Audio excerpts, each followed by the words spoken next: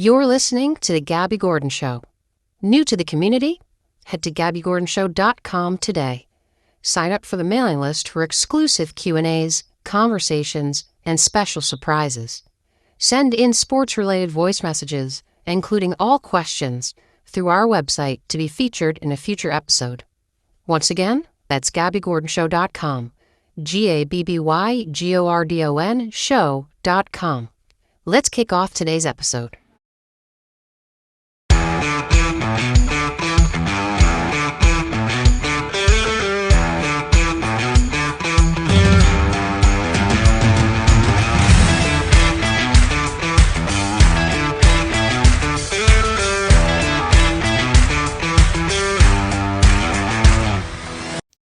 What is going on, sports fans? You're listening to The Gabby Gordon Show. I'm your host, Gabby Gordon, welcoming you on this very fine Thursday, January 4th, 2024, years after zero. We're already 4 days into the new year, 4 days of wonderful sports news, 4 days of incredible football, incredible basketball, incredible MLB news, incredible NHL news. You know, sports are incredible. And I am so honored to have you joining me today on this wonderful Thursday evening, 5:30 p.m. Eastern Standard Time. If you're new here, go ahead, type in GabbyGordonShow.com into your browser so you can get all your Gabby Gordon Show needs. Let's get into today's show, and let's not forget that every day is a great day to talk some sports. Let's get into it. Just a little disclaimer for all you confused Gabby Gordon Show fans out there. I'm a little all over the place right now, I'm not going to lie. The new year is bringing some challenges, some scheduling challenges, especially as a college student that's eventually going to be going back to school in about 2 weeks. There are scheduling concerns, but that is okay, and it's not for you guys to worry about because we're going to figure it out. We're going to figure it out, and hoping to keep this show going Mondays through Fridays, same time, same place, same everything. Of course, I mentioned yesterday that we were just going to switch to Tuesdays, but then I realized that it is pretty possible I can make this thing work. And if I can make it work, then we're going to make this damn thing work. Because it's been a ride so far, and I don't want that ride to slow down anytime soon. So right now we're working through the Monday through Friday show, same time, same place, nothing changes. Of course, check the Twitter, Gabby Gordon Show. Just in case something does happen to change, that's where you're going to find out about it, because that's where I post all the news. So again, at Gabby Gordon Show on Twitter, but we're rocking through this new year. We've got incredible sports stuff going on right now. We've got some really incredible football ahead, and I am just so excited to share and bask in the excitement of sports with you all, each and every day. So with all of that, folks, you're listening to The Gabby Gordon Show. We will start it off and kick it off right after this.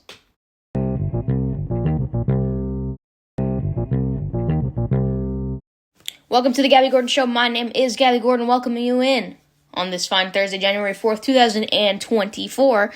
NFL kicks off in just a couple of days. We don't have our usual Thursday matchups at this point in the year, but Week 18 is going to prove to be an awesome week of football. We've got all the divisional matchups. That's how it works, right? You got your division matchups, your division rivals, playoff implications, teams that are either going to make it or break it in the final regular season game of the year. Huge matchups around the league. If you are sports betting, it's going to be a great week for you, even if you're not sports betting and you're just watching these games. If you're a fan and it's a win and get in, you're probably biting your nails all the way up into it. I know I am as a Packer fan, win and get in.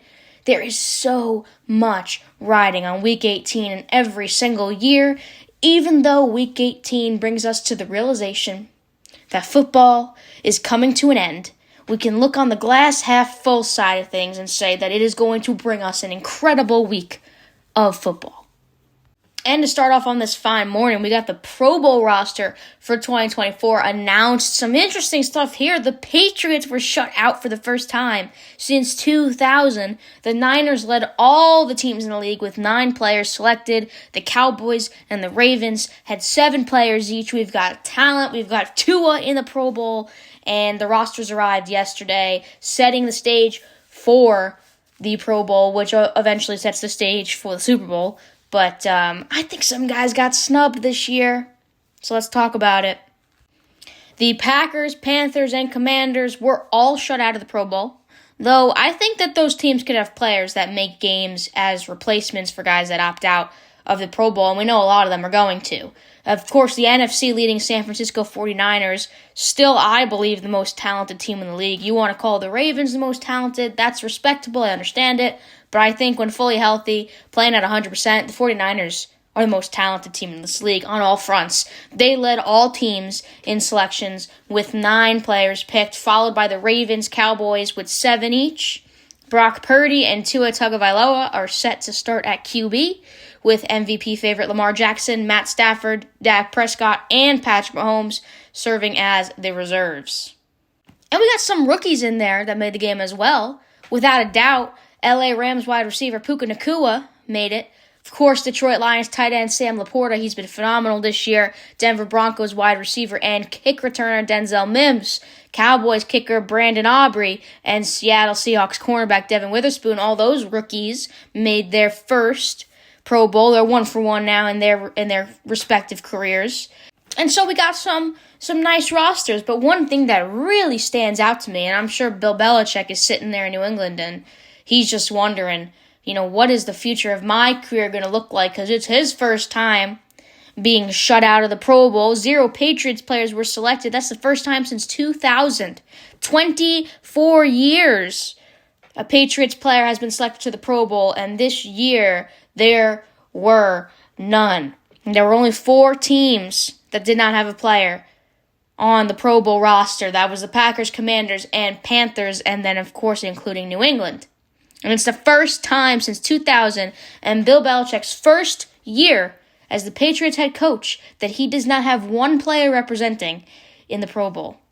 I mean, of course, the lack of talent on that team is pretty glaring, particularly on the offensive side. They were 4-12. They're headed into the final week of the season, and that said, it's not a good team.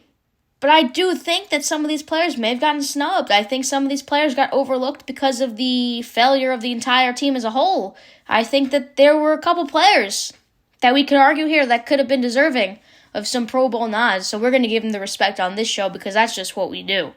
Christian Barmore, he's been a bright spot for the Patriots all season long.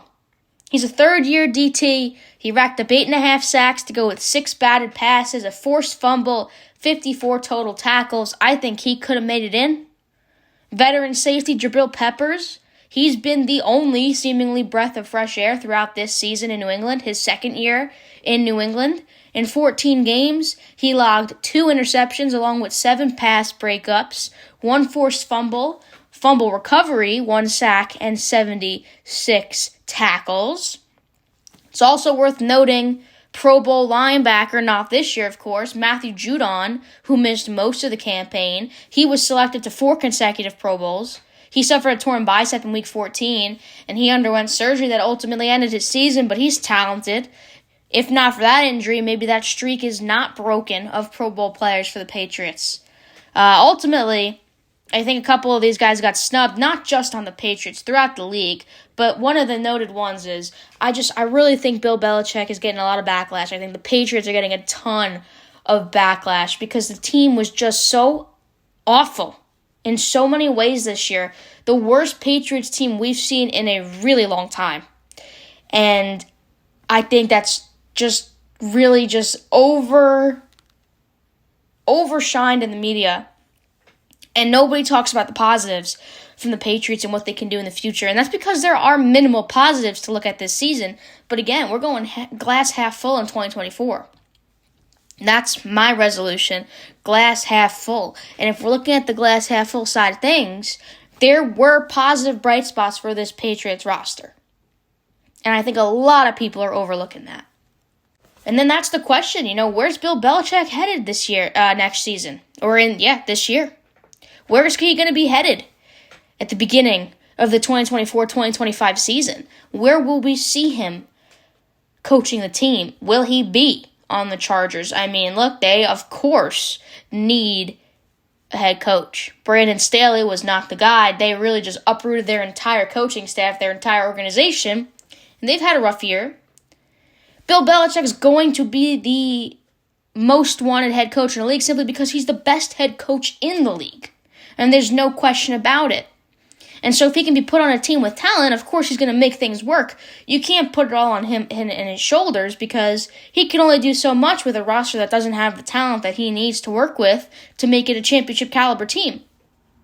So the conversation's going around, oh, Bill Belichick's going to be the favorite coach. Of course he is. He's going to be the favorite coach anywhere that looks in his direction because he's the best coach in the league. And if he's on the market, teams that need a head coach are going to chase after him.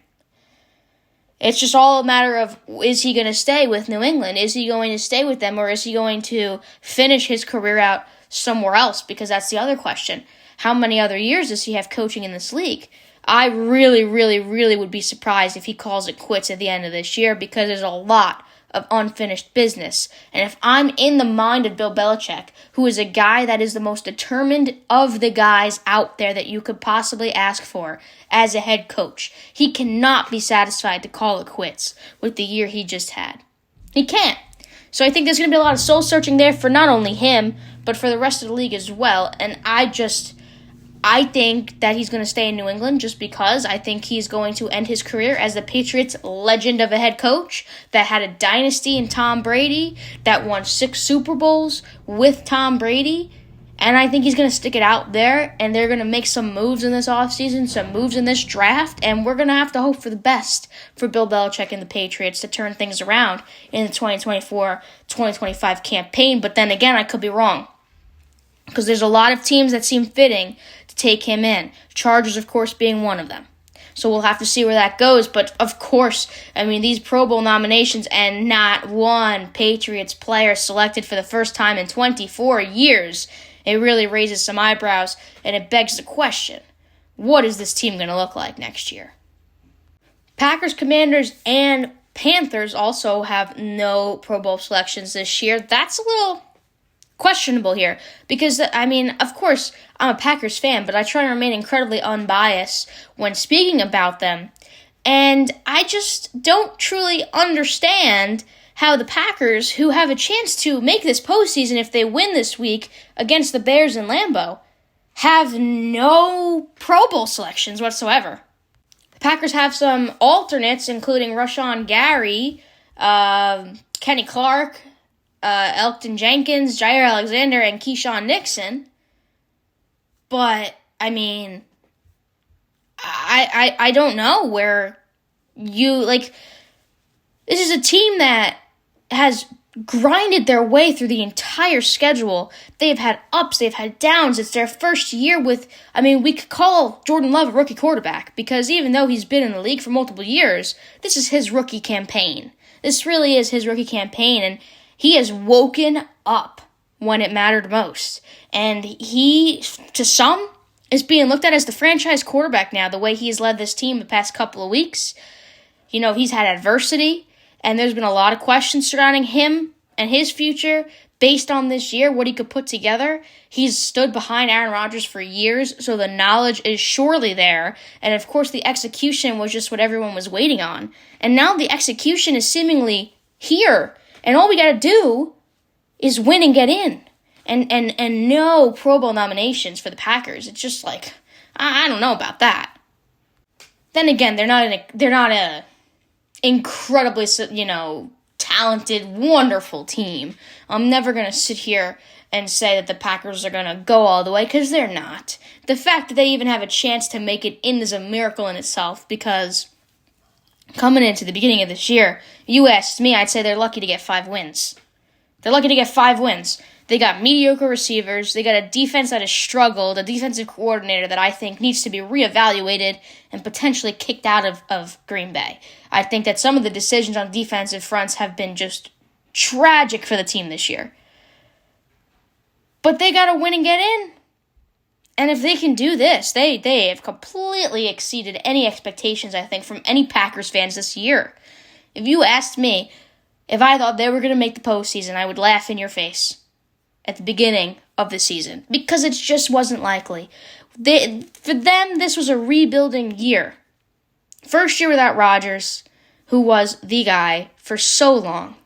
won a Super Bowl with the team, multiple MVPs, multiple playoff wins, multiple division titles, and then you start over, basically, with a young guy who is still questionable in his talents. You've got young receivers, no Devontae Adams, who was the dream team with Rodgers, and they're still finding a way to potentially make it in. So not only is that just grit and determination, but I think that warrants a Pro Bowl selection from somebody on the team. But there is another guy in the league that their team is light years better than Green Bay. Could probably run circles around Green Bay when they're perfectly healthy and executing properly, and that's the Philadelphia Eagles. And from a guy who was the favorite to win the MVP, a guy who may have even been the favorite to actually win the Super Bowl this year, is not even a Pro Bowler. That's Jalen Hurts. I mean, what has happened to Philly? What has happened to the Eagles? They are falling apart at the seams in the worst possible moments to fall apart at the seams. And honestly, looking at this and looking at the trends, looking at what players have to say, what coaches have to say, I don't know if they can turn this around in time. Jalen Hurts made the Pro Bowl in 2022, and when the results for the rosters were released last night, he was a notable omission after making it last year. 3 quarterbacks from the NFC were the 49ers, Brock Purdy, who's the starter, Dak Prescott, and Matt Stafford. Hurts is a first alternate, so it's possible, maybe likely, that he's going to end up being a Pro Bowler for the 2023 season. But this season, he is just not doing it. I mean, he's second among NFL quarterbacks in total touchdowns with a franchise record 38. He's not, pooping the bed, guys. He's not. He just trails Bills quarterback Josh Allen, who has 42 this year. Allen was also a notable omission from this year's AFC roster, which I think is insane. But the team as a whole is overshadowing the success of these quarterbacks, and especially Jalen Hurts, who just dropped to maybe one of the worst teams in the league, in the Cardinals, who got outplayed by Kyler Murray, who got outdueled by a 4-12 team. They were 3-12 coming against the Eagles. It's hard to make a case that Hurts deserves a Pro Bowl spot over Brock Purdy or Dak Prescott. It really is, because both of these guys have been having better years overall. If you look at the numbers, out of Purdy and Prescott, the numbers just aren't there for Jalen Hurts. He does have overall better numbers than Matt Stafford when you include rushing stats, but I think Stafford has been an absolute dog for the Rams this year. And winning a Super Bowl already with the Rams, he's got a little bit more, respectability there. So, while Hurts didn't make the Pro Bowl, 6 of his teammates did, and that's gotta hurt. Jason Kelce, Lane Johnson, Landon Dickerson, A.J. Brown, DeAndre Swift, and Hassan Reddick, they all made the Pro Bowl. They also have several alternates aside from Hurts.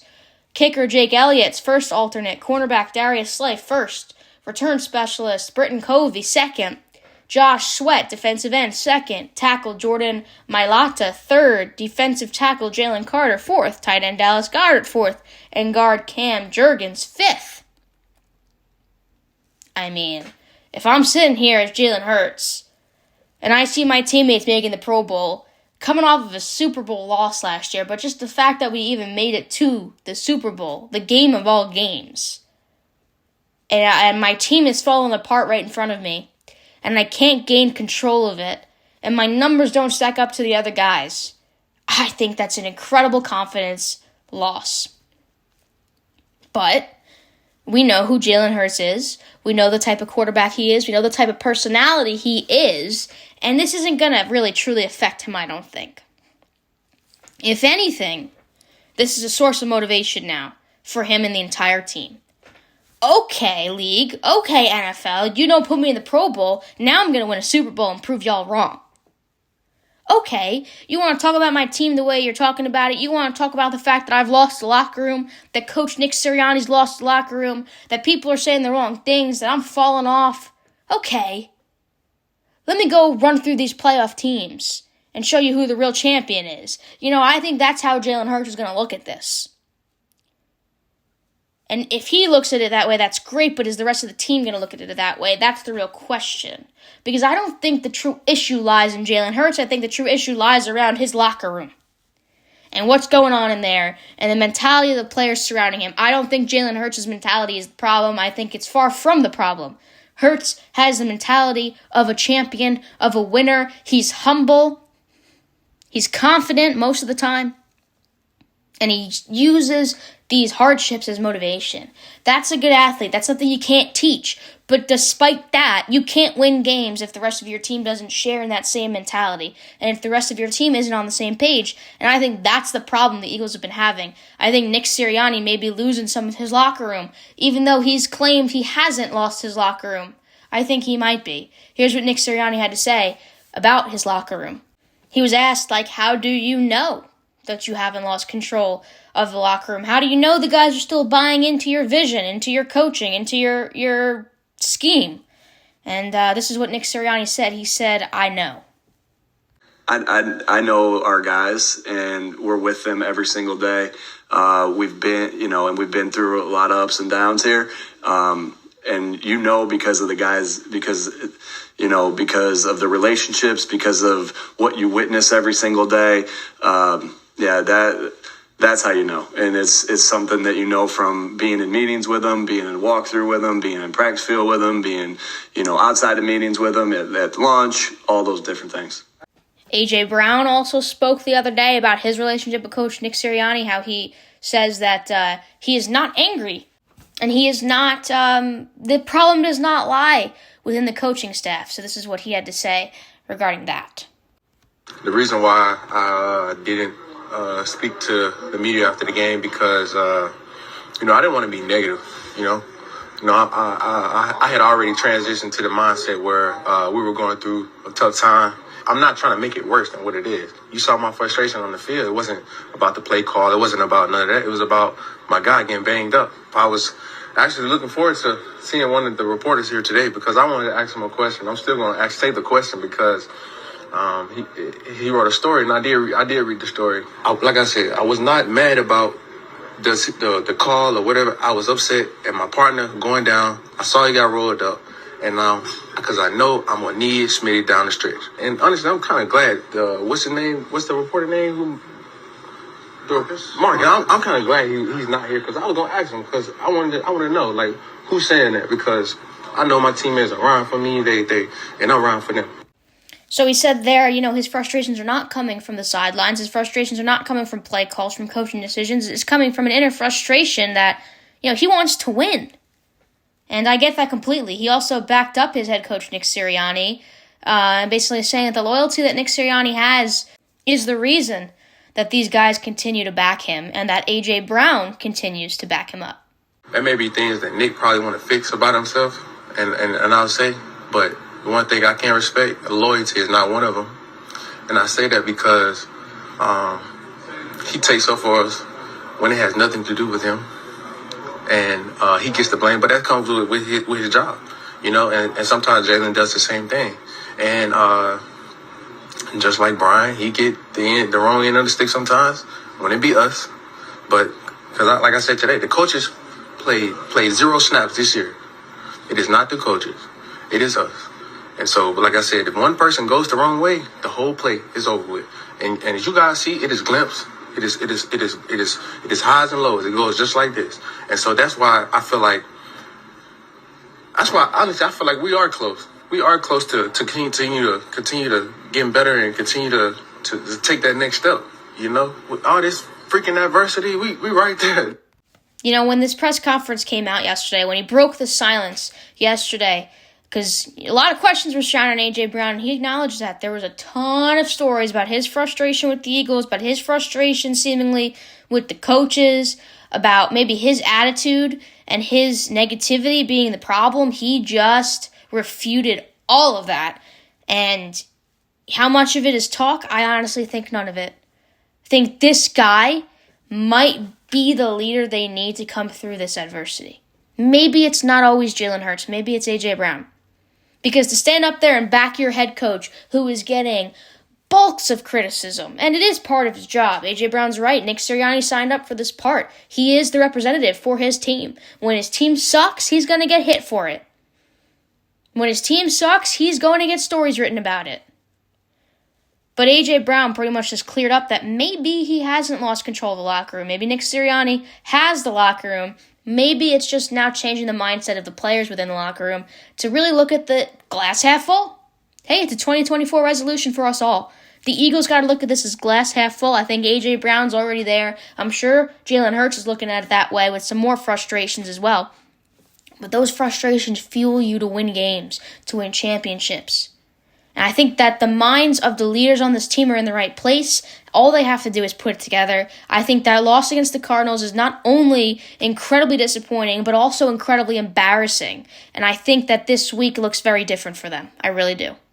Of course, playing against the New York Giants again. They won last matchup against the Giants, but it was nowhere near a well-played game, well-fought game. The Giants held on the entire way like nobody thought. We talked about that in length last week when we talked about that matchup. So this is a huge game for the Eagles, not only because it is a statement-making game headed into the postseason, but it's also just a confidence booster. You don't want to enter the postseason, the playoffs, losing this game. Not only losing against the Cardinals, but then losing against your rivals, the New York Giants, who are just not a good team. That's the last thing you want to do. If you are A.J. Brown, if you are Jalen Hurts, if you are Nick Sirianni and the Eagles, you need to come into this game and you need to kick butt. And you have to do it and make a statement. And you have to hold this Giants offense to near to nothing. And you need to make the statement because that's the only way that I think the team is going to have this success headed into the postseason is if they can do it for themselves. Forget the stories, forget the headlines, forget the media. They got to do this for themselves now. There's nothing to prove to the media. A.J. Brown broke the silence. He basically said all that needed to be said to represent the team as a whole. And good on him for doing that. That's a captain caliber type of move, and I think that's exactly what they needed in this moment. That is exactly what they needed to get the heads to turn away from the coaching staff, to get the heads to turn away from the morale of the team, and now get it turned to the fact that they're frustrated, as they rightfully should be. There's adversity that needs to be overcome, and this is the moment for them to do it.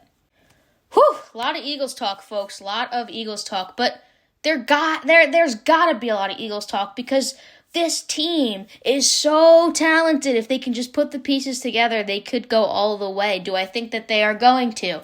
No. But do they have the ability to if they can put the pieces together? Absolutely. Let's not forget the talent that this team has.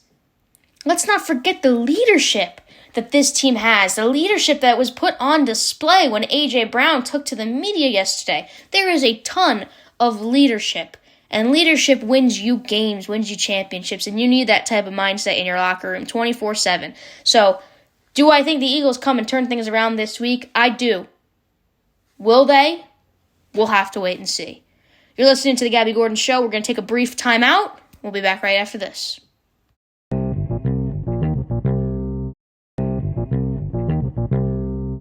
Welcome back to The Gabby Gordon Show. My name is Gabby Gordon. This show may be just all NFL football because, look, we've got so much to talk about, so much riding on this week, and we're going to get news throughout the week. It's only Thursday. We got no game tonight, y'all, so we got to wait till Saturday. And one of these big Saturday games that has a lot on the line for both teams is the Houston Texans at the Indianapolis Colts. Saturday, 8:15 p.m. Eastern Standard Time on ESPN and ABC. Houston will clinch the AFC South Division title if they win. And if Jacksonville can lose or tie, they will clinch a playoff berth if they win.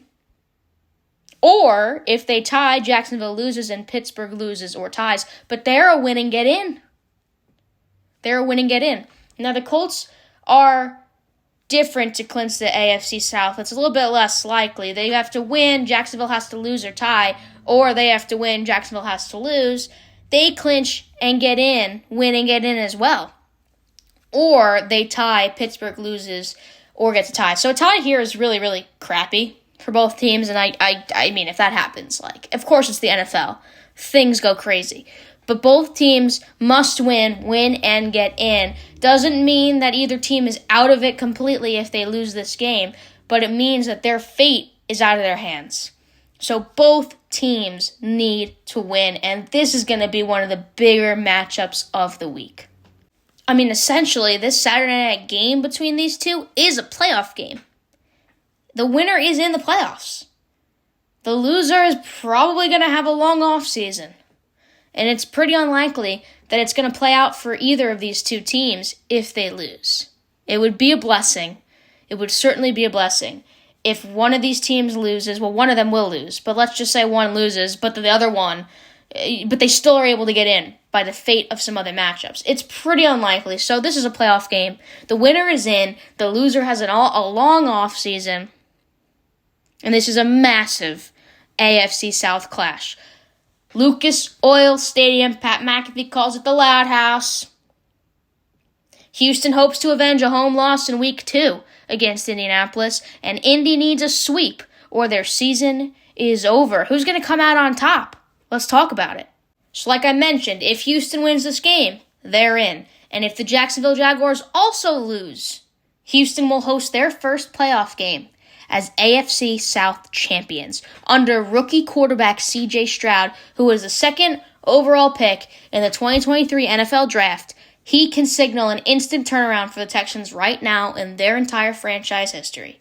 He has the Houston offense tied for the fewest takeaways in the NFL entering this week. The Texans are fourth in passing, which is the main reason they put up 22.1 points per game. That's 14th in the league. On the ground, they're only picking up 3.8 yards per carry. That's 26th. Not the greatest run game. And sacks have been an issue. The O-line has been a bit of an issue.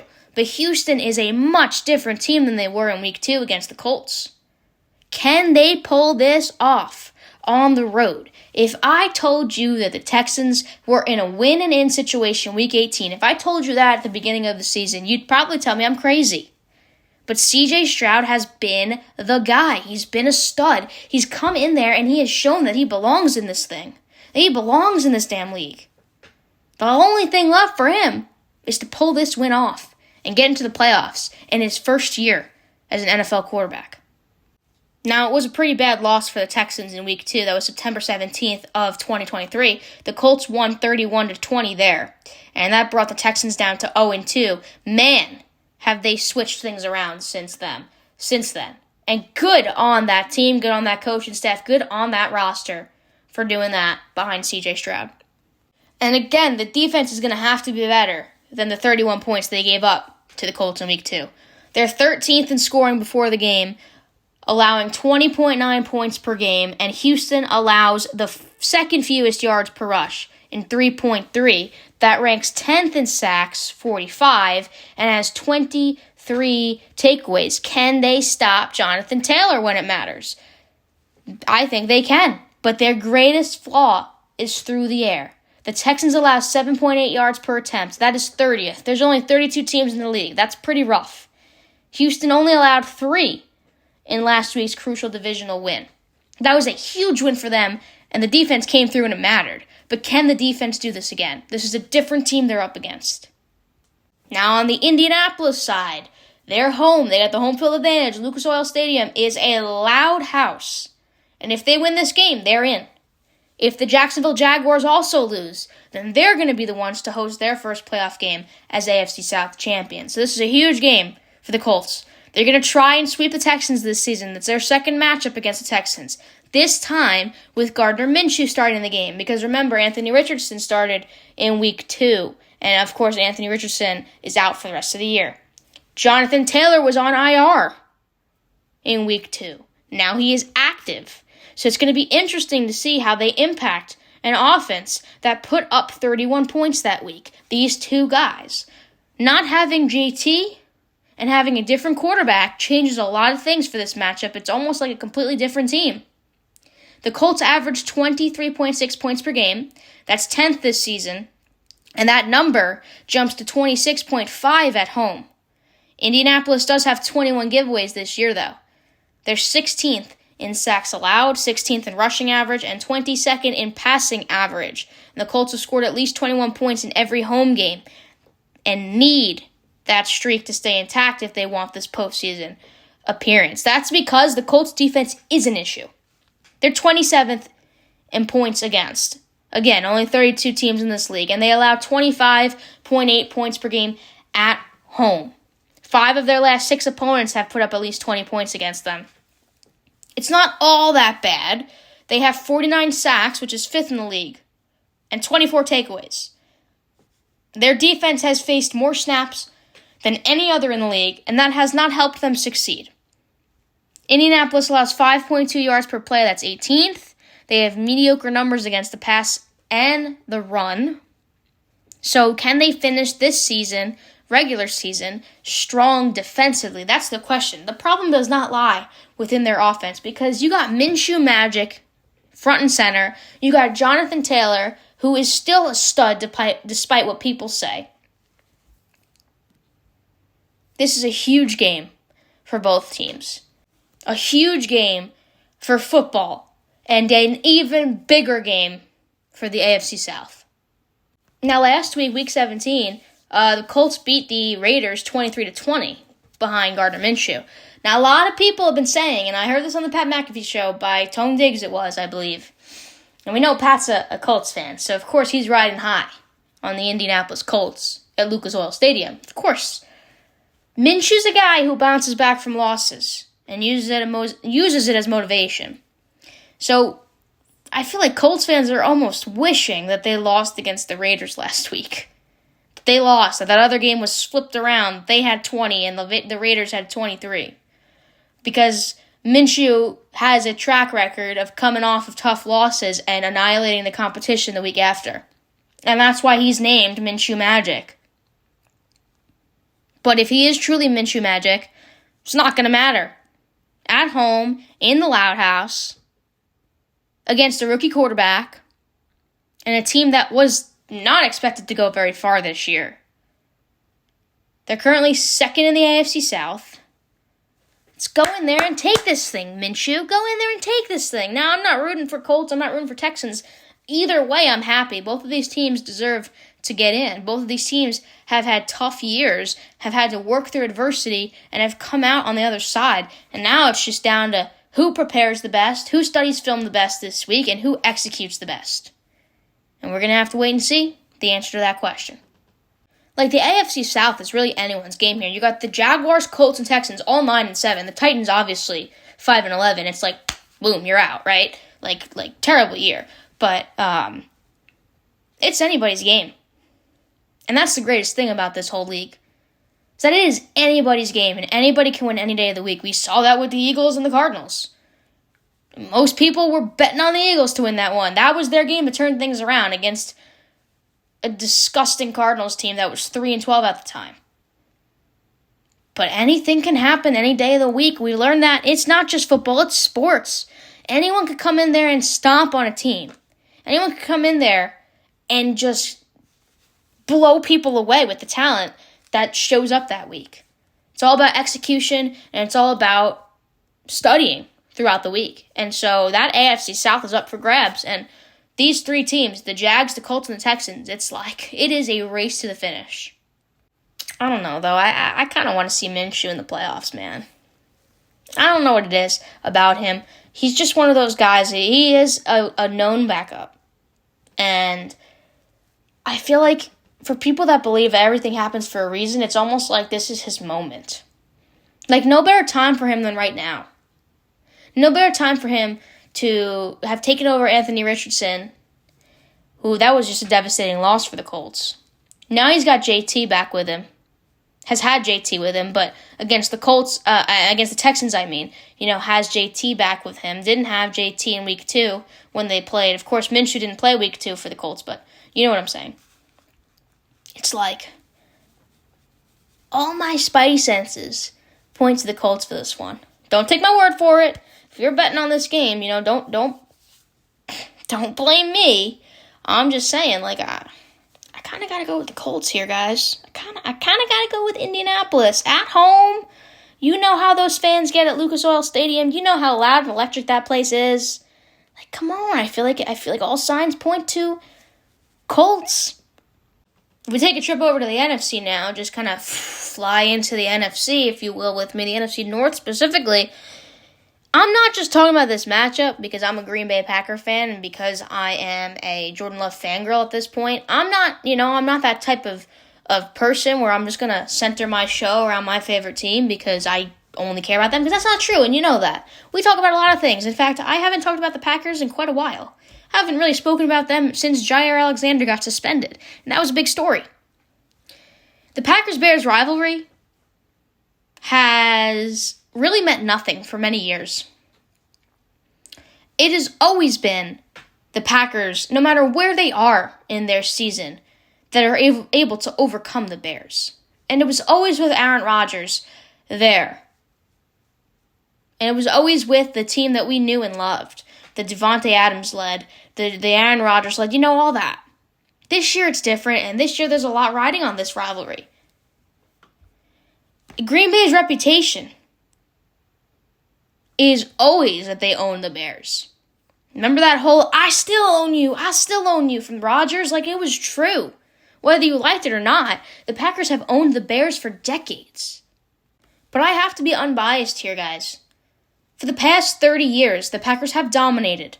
And the Packers have rolled up a 49-15 record playing against the Bears, and the Bears have rarely held up their end. But that might change this Sunday.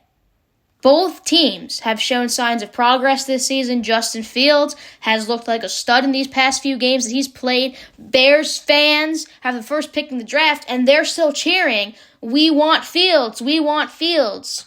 He has earned the city of Chicago. He has got the city of Chicago on his back.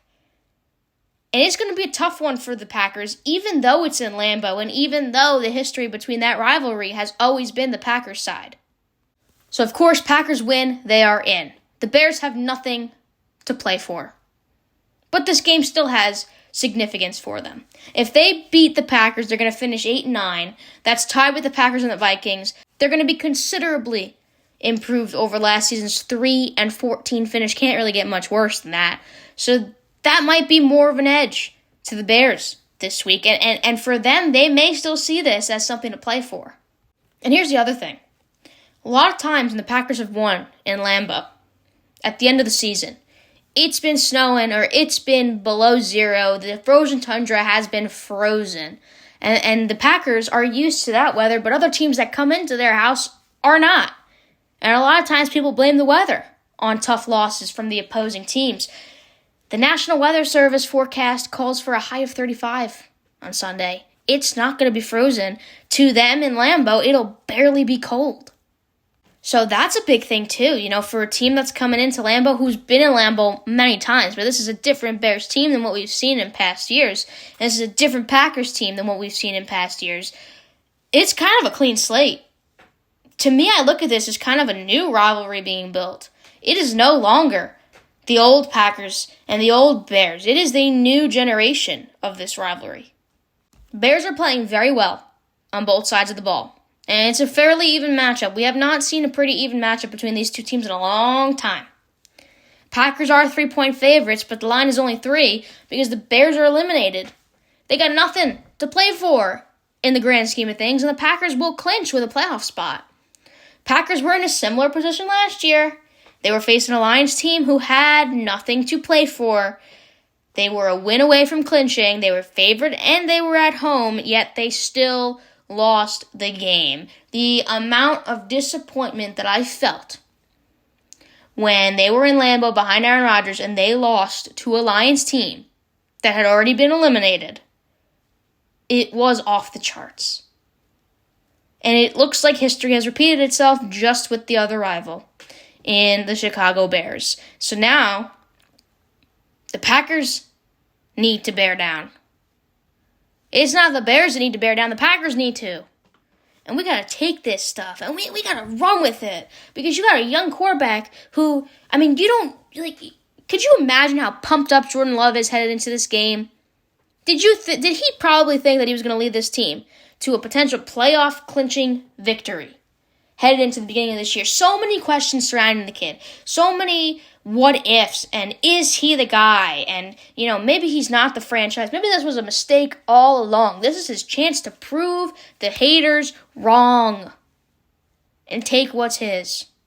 For the Packers, this is going to be some key players. Jordan Love, of course. He ranks 10th in the NFL right now. 10th. With 3,843 passing yards through 16 games this year. He's averaging 240.2 per game with a 63.1% completion percentage and 30 touchdowns. That's third in the league against 11 interceptions. I mean, you ask me, he's one of the top players in the NFC.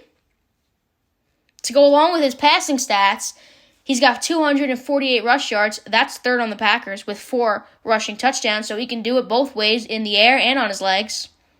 Jaden Reed has caught 60 passes on 90 targets for 681 total yards and 8 tutties. He's averaging 4.0 catches with 45.4 yards per game through 15 games. He's been a pretty nice star.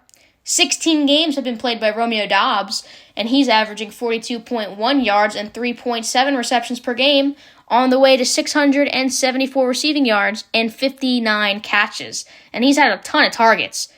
8th in the NFL in receiving touchdowns as well, on 95 times being targeted. The running game's been a little bit questionable, but A.J. Dillon averages 3.4 yards per attempt. That's 43rd in the league, and 40.9 yards per game for 613 total rushing yards. And he has scored 2 rushing touchdowns this season. He's also added 22 catches on 28 targets for 223 receiving yards with no touchdowns. He's averaging 14.9 receiving yards and 1.5 receptions per game. And then the big defense here. Over on defense, Quay Walker has 109 tackles, 6 tackles for loss at 1.5 sacks and 1 interception in this campaign this year. Rashawn Gary has 42 tackles, 6 tackles for loss, 9 sacks, and 1 pass defended. Preston Smith has recorded 46 tackles, 4 tackles for loss, and 8 sacks this year. And Isaiah McDuffie has a half a sack to go with his 5 tackles for loss and 82 tackles on the season. Of course, for Chicago, some key players here is going to be Justin Fields. It's going to be DJ Moore, Cole Kmet, Khalil Herbert. On the defensive side, TJ Edwards, Montez Sweat, Tremaine Edmonds, Jaquan Brisker. It's not going to be an easy win, but if the Packers can put together the execution that they have in the last couple of weeks, we're going to see our Packers go Pack-O all the way to the playoffs, baby. I'm hyped for it. I really am hyped for it. This is the first season for me as a Packer fan where it's been like, damn, we're not that good. It's been like, damn, we've kind of sucked. And I haven't seen that in my life very much as a Packer fan. I mean, I'm not that old, haven't been around that long. But from what I've been around for, it's really been Aaron Rodgers and the Dream Team. And with only 1 Super Bowl to show for, I'm ready for this change, even despite it being like, this is a little shaky. I'm not sure if I like this. Now we're sitting at 8-8, win and get in. Honestly, it couldn't be better. And it's almost like more exciting than just sitting there on Week 18 and already being in it and just sitting there and being like, all right, let's play the NFC Championship game. Come on, we know we're going to get there. We're probably going to lose anyway. Like, I feel like a new person. Like a new fan. And it's a newly born rivalry. A clean slate, if you will. It's a pretty exciting thing. And I'm excited for it. You're listening to The Gabby Gordon Show. We'll be back right after this.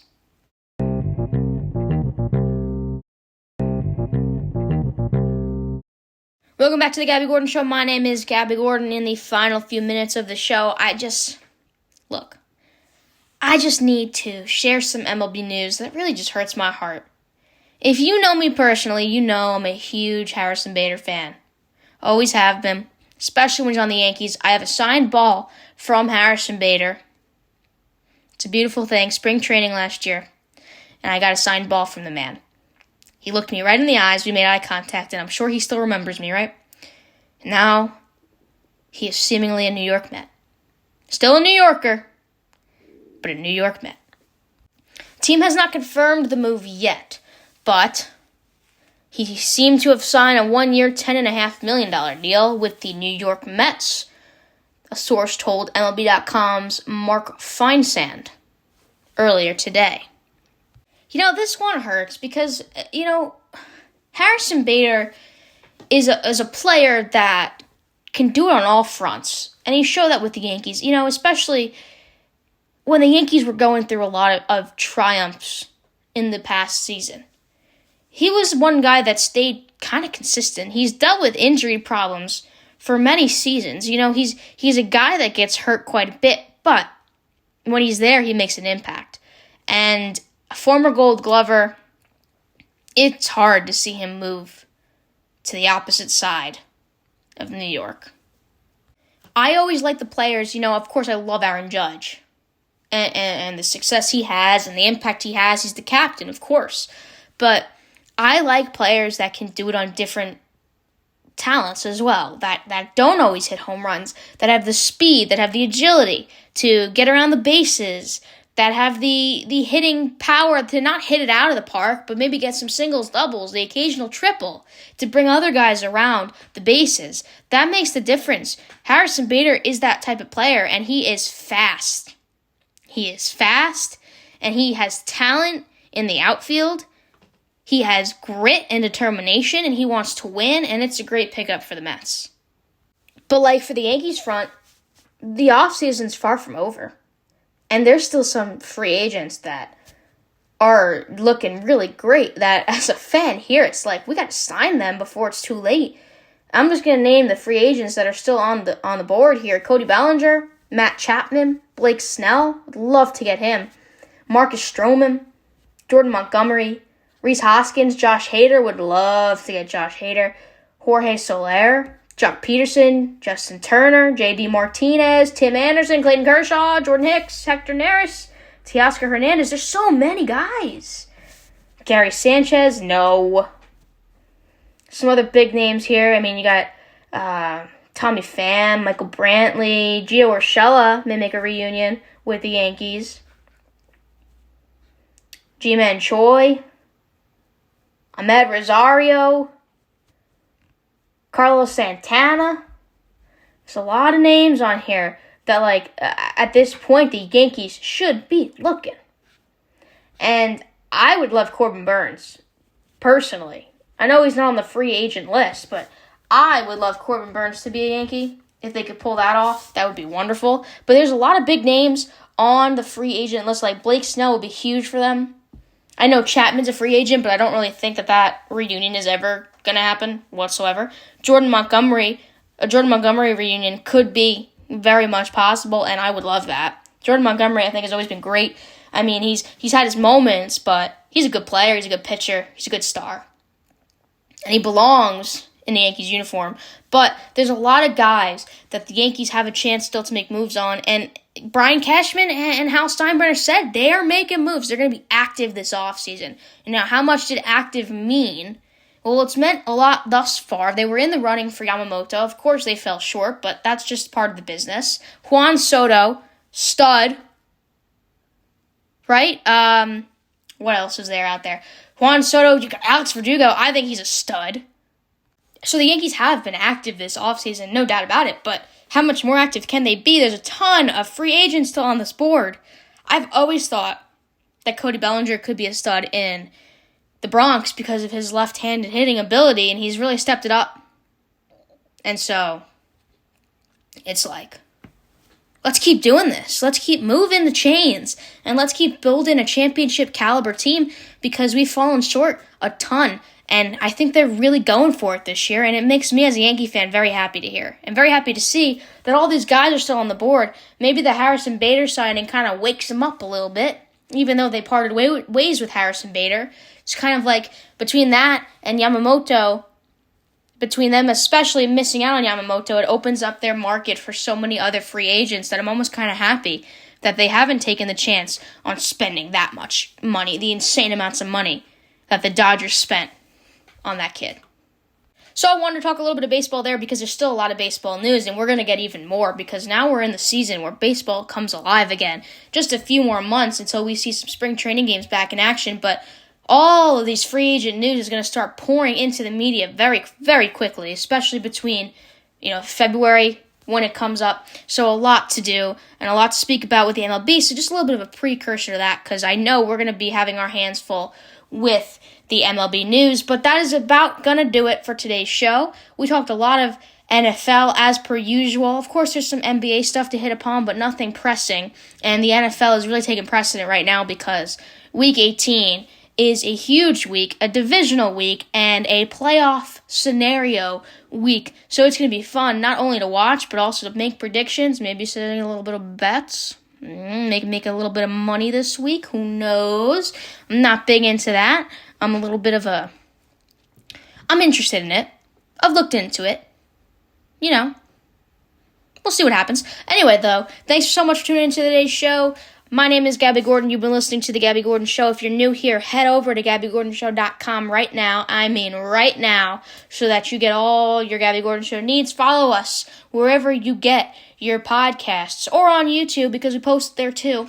Subscribe, comment, send in a review, send in a voice message so we can have you on a future episode of the podcast. Man, we've got so much coming up for this show. This year is the glass half full year. That is the motto headed into this year, because every day is a great day to talk sports.